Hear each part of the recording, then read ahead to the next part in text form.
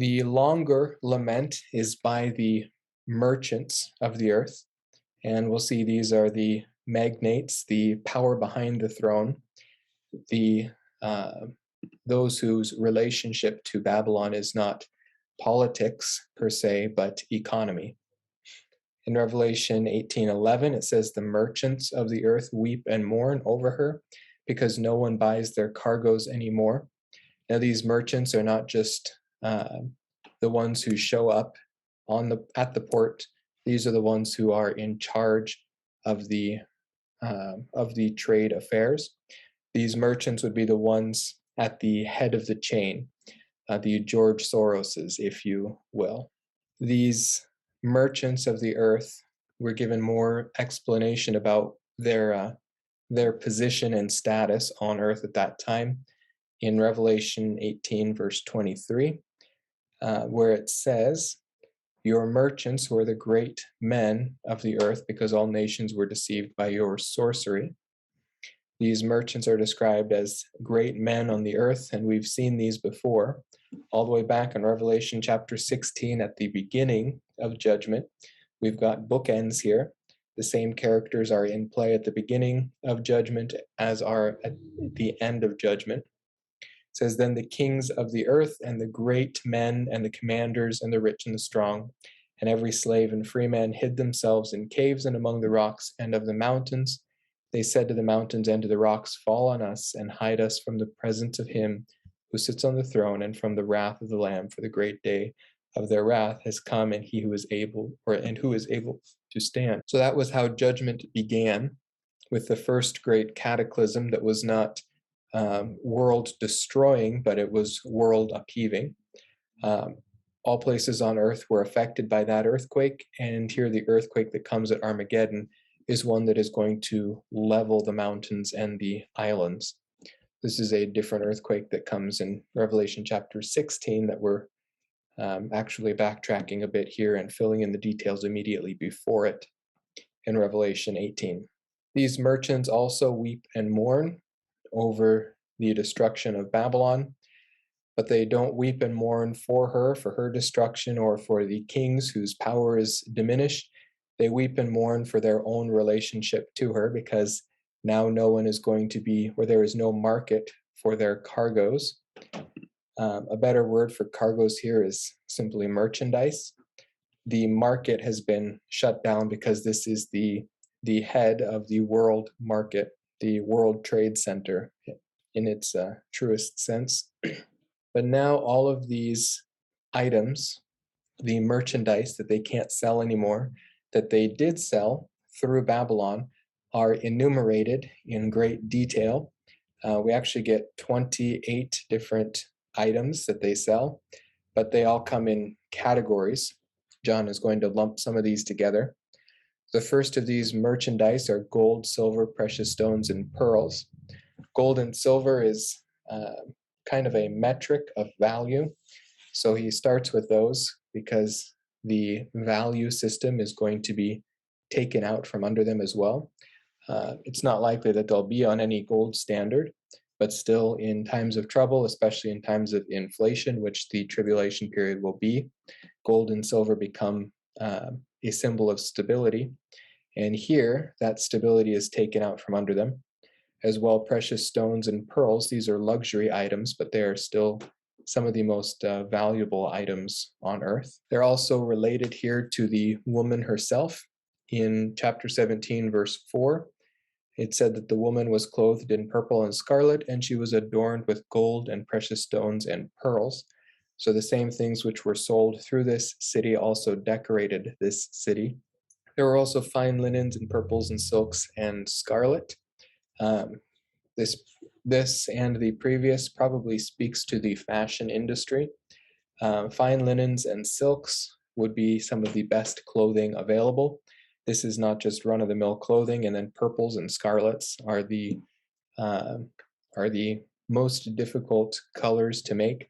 Purple is extracted one drop at a time from a fish called a mullux, and the scarlet is extracted from beetles, or perhaps, depending on what kind of scarlet this is, it's extracted from oak trees.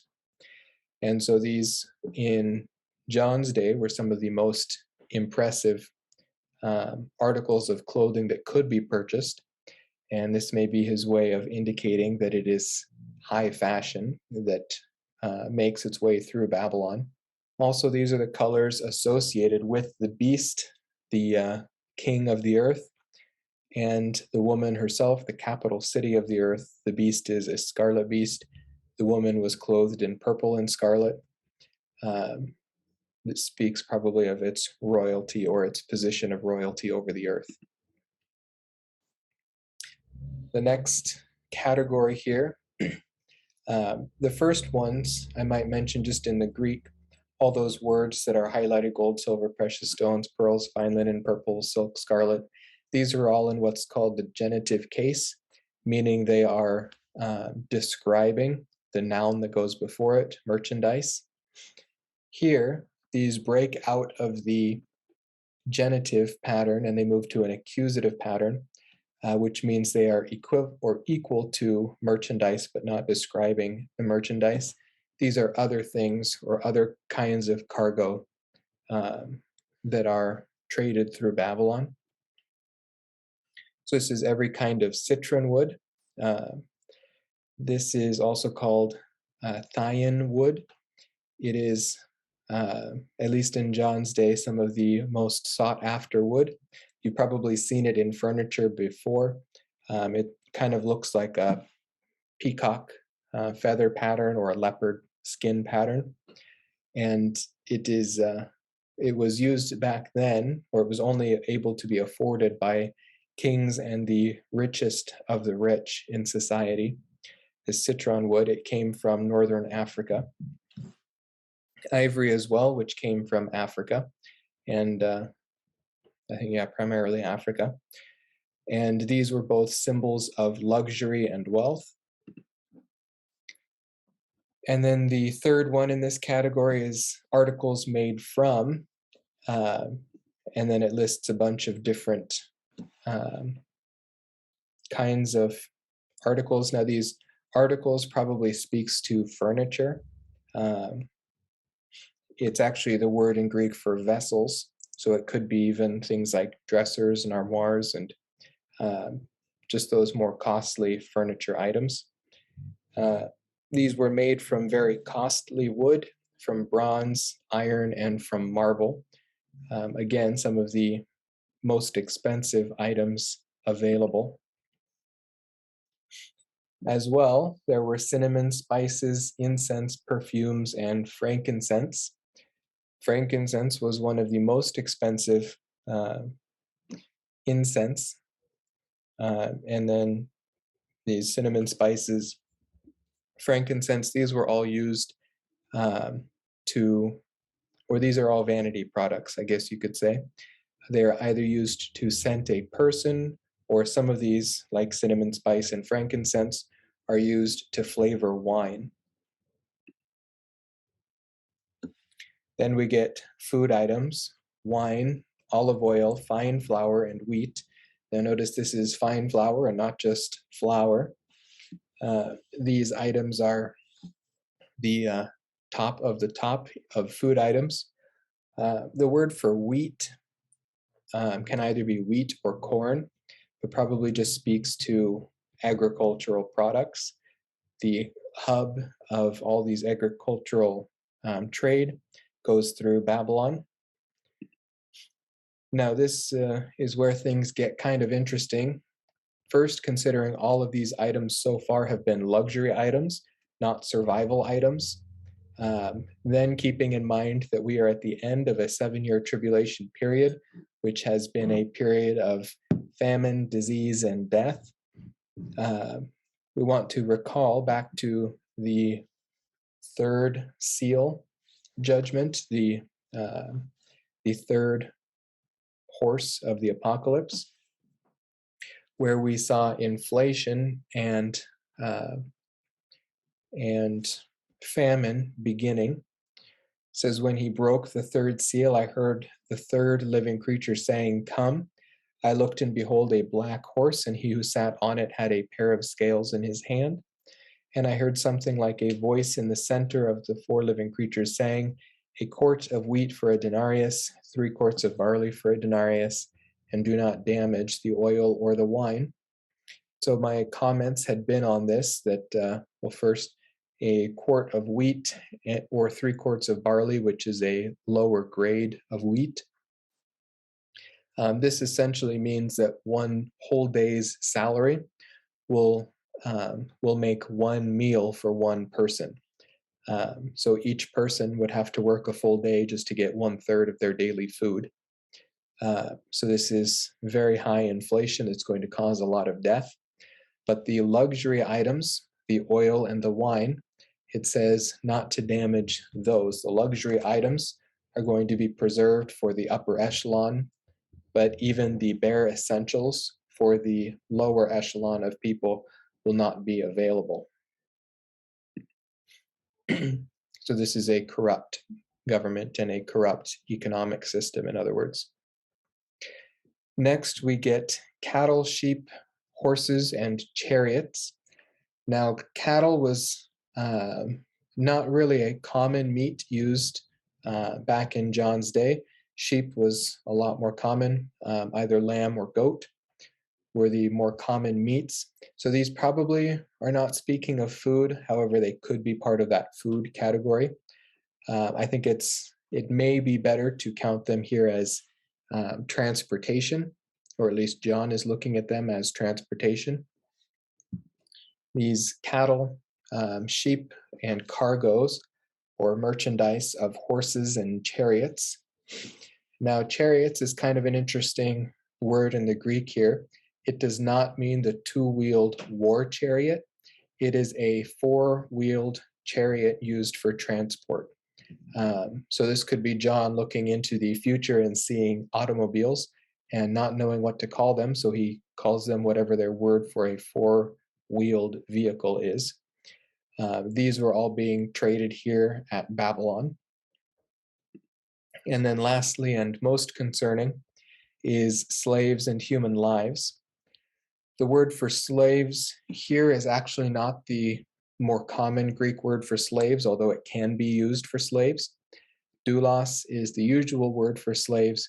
Soma is the word used here, and soma literally means flesh or the body. So these are bodies being used like cargo, used like merchandise, traded in Babylon. And I don't think it is speaking of old world type slavery, selling a person like on the slave market. But this probably is speaking of things like prostitution and human trafficking. This would be a hub for human trafficking.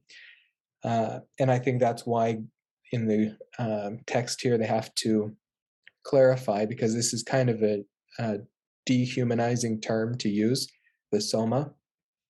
So then he uses anthropos suke, which literally means the breath of life of human beings.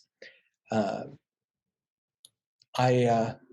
have to play around with this a little bit more, but it seems to me that these soma, these slaves, don't even need to be alive. It could be the merchandise of, for example, aborted fetal body parts. That might be something that they are trading here at Babylon. It is those human beings which are or were human lives. So that is all of the luxury items that are finding their way through Babylon. Babylon is the hub for these merchants to trade in these items. And when it is destroyed, the items are destroyed along with it. And the lament continues, "The fruit you long for has gone from you, and all the things that were luxurious and splendid have passed away from you, and men will no longer find them. The merchants of these things who became rich from her will stand at a distance because of the fear of her torment, weeping and mourning." Now, the word for fruit used here is specifically referring to autumn fruit, or fruit that is about to be harvested or needs to be harvested. And the longing for is a phrase that would mean your soul's desire. So this ready to be harvested merchandise that is the desire of these merchants' souls, they are not able to acquire. It has been destroyed before they have realized the gained profits off of it. And that's what they're mourning. They weren't able to sell these products or move these products through Babylon before it was destroyed. So they're not mourning the loss of life. They're not mourning the loss of the city or anything. They're mourning their inability to gain a profit off of it. Now it summarizes all those items by all that which was luxurious and splendid. All the things that were luxurious and splendid have passed away from you, and men will no longer find them. Now I think he's using a bit of alliteration here. This word luxurious is liparos or liparos, and the splendid is lampros. These sound pretty good together in the Greek. Lipros kai lampros. Sounds probably better when a Greek person says it than when I say it. But the luxurious items, the word that he uses to describe the luxurious items, fits only really well with the spices and ointments and such, the ripe food. It's the same Greek root word where we get fat from, like lipids. This is going to be like greases and oils, but those things which are luxurious. It's also a word that fits pretty well with ripe autumn fruit. You could think of the sap dripping out of a tree or the juices dripping out of a fruit. That's what this lipros means in the Greek. And then the splendid, the lampros, is probably a little better translated, the luxurious, all those luxury items that were non-perishables, but perished nonetheless. But here it says that they have passed away from you and men will no longer find them. That means the supply chain for these items have been cut off completely on the earth. All trade was going through Babylon. And so the merchants of these things, it spent about a verse and a half listing 28 different items and then a little summary.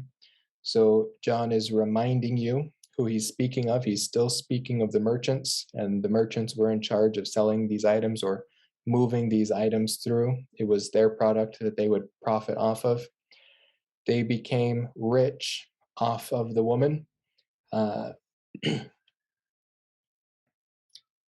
notice, they are becoming rich while not only most of the lower echelon of the world is becoming poor or not even able to afford food, but their corrupt economic system has also banned certain people from being able to participate in the economics.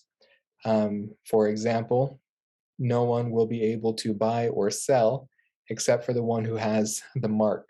So in order to gain a profit off of Babylon, you have to be loyal and allied with Babylon.